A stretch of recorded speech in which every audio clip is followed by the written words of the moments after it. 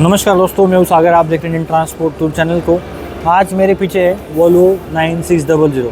इस बस को किसी भी इंट्रोडक्शन की ज़रूरत नहीं है। मार्केट में कल भी हिट थी, आज भी हिट है और आगे भी हिट रहेगी, क्योंकि 10 में से 9 बसेस इसी की कॉपी बनती है। पर ओरिजिनल में ऐसा क्या है कि जो बाकी के बॉडी बिल्डर्स कॉपी नहीं कर पा रहे। देखिए, पहली बात है इसका सेमी मोनोकॉक स्ट्रक्चर। फ्रंट और रियर में चेसिस आएगी, बट बीच का जो पार्ट है वो मोनोकॉक है। वहाँ पर जो है ना बॉडी बिल्डर एक्सटेंड करवाते हैं। अगर आपने वोल्वो बसेस की चेसिस दिखी होगी तो आपको दिखने के लिए लग रही होगी भाई ये 7 मीटर 8 मीटर की बस दिखती है, बट जब इस बॉडी बनती है तो 13.5 मीटर 14 मीटर कैसे बन जाती है। तो देखिए, ये सेमी मोनोकॉक टाइप की चेसिस आती है। बहुत सारे लोग इसे मोनोकॉक कहते हैं, बट जी नहीं। मोनोकॉक बस भारत में मात्र एक ही है, फोर्स की मोनो बस, जो फुल्ली मोनो बस है। उसमें चेसिस ही नहीं आती। इसमें चेसिस फ्रंट एक्सल पे भी है और रियर साइड में भी है। अगर आप इसे खोल के देखोगे तो समझ आएगा। मतलब ये टेक्निकल चीज़ें जो बसेस को समझते हैं वो अच्छे से समझ पाएंगे इस बात को। दूसरी बात है वोल्वो का डायनेमिक एयर सस्पेंशन। अब डायनेमिक एयर सस्पेंशन क्या होता है? अगर आगे वाले टायर पे इम्पैक्ट जाता है तो पीछे वाले 2 टायर पे अपने आप सेंस होता है कि भाई साहब आगे जो है बम्प आने वाला है, खड्डा आने वाला है, तो व्हीकल अपने आप बैलेंस होता है। और दूसरी बात है कि स्पीड में जब आप ऐसी गाड़ी टर्न होती है या जब कर्व जाती है गाड़ियाँ, तो उस टाइम पे एयर सस्पेंशन के जो बेलोज है वो गाड़ी को एकदम स्ट्रेटेजिकली बैलेंस करते हैं। तो आप जब अंदर होते हो तो आपको ऐसा रोलिंग इफेक्ट नहीं आता जो बाकी की बसेस में आता है। अभी देखिए, हमारे साथ में यहाँ पर आयशर की 6019 खड़ी है, वहाँ पर अशोक लैंड की TF 2513 खड़ी है।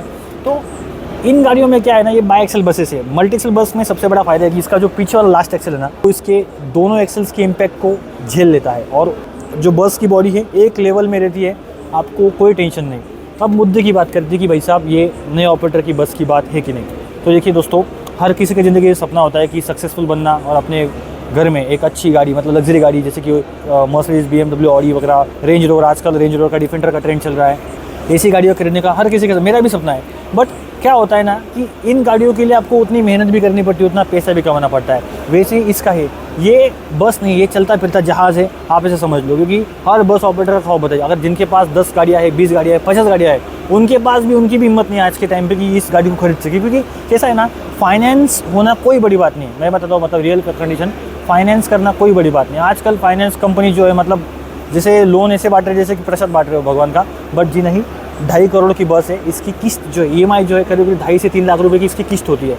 और खासकर जो बड़े बड़े बस ऑपरेटर जिनके पास एक्चुअली ये बसेस है, उनका भी यही कंसर्न है कि इन बसेस का कैसा है ना कि ऑपरेटिंग कॉस्ट कम है, माइलेज अच्छा है, बट कुछ चीज़ें ना इनकी कॉस्टली होती है, जैसे कि पार्ट्स कॉस्टली होती है वोल्वो के। दूसरी बात है कि सर्विस हर जगह पे अवेलेबल नहीं होती। इनके सर्विस सेंटर डायरेक्टली 500-600 किलोमीटर के रेडियस में, नॉर्मल मैकेनिक इनको हाथ लगाने की हिम्मत नहीं करता है। सबसे जो इम्पोर्टेंट बात है, देखिए, कॉपी कितनी भी बना लो, चाहे मतलब आप और किसी और मल्टी एक्सल चेसिस पे इसकी कॉपी बना लो, बट जो वोल्वो की फिनिशिंग है, वोल्वो की फिनिशिंग कैसा क्यों है? क्योंकि इसमें मेजॉरिटी पार्ट्स इंपोर्ट होते हैं। ये बात पहले क्लियर कर देता हूँ मैं, क्योंकि जो लोग वोल्वो प्लांट विजिट कर चुके हैं और मैं खुद भी जा चुका हूँ, तो वोल्वो प्लांट में सीन क्या है ना कि आपको लगता होगा कि कुछ पार्ट जो है, टेक्नोलॉजी जो है स्वीडन की टेक्नोलॉजी, इंडिया की टेक्नोलॉजी नहीं है, बट इसे इंडिया के हिसाब से बनाया गया है। वोल्वो को मजबूर किया है इंडियन ऑपरेटर्स ने कि भाई साहब हमारे हिसाब से गाड़ी बनाओ, हमारे लिए गाड़ी बनाओ।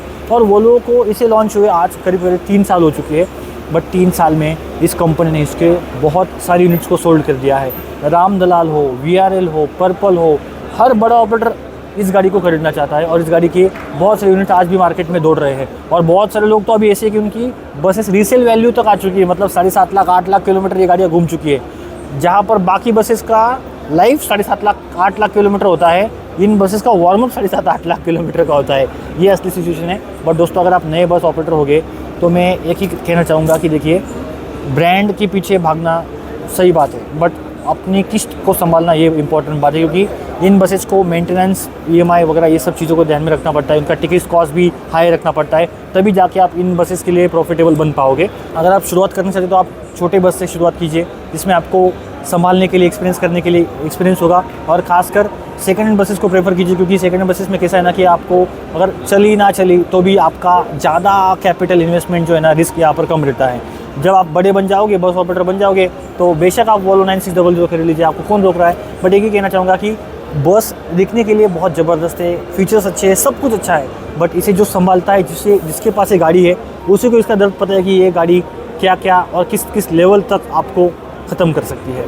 ये था वीडियो मेरा 9600 की रियलिटी के बारे में। अगर आपको ये वीडियो इन्फॉर्मेटिव लगा तो लाइक कीजिएगा, चैनल पर नए होगी चैनल को सब्सक्राइब जरूर कीजिएगा। मैं मिलता हूँ किसी और चीज़ के साथ, तब तक जय हिंद, जय भारत।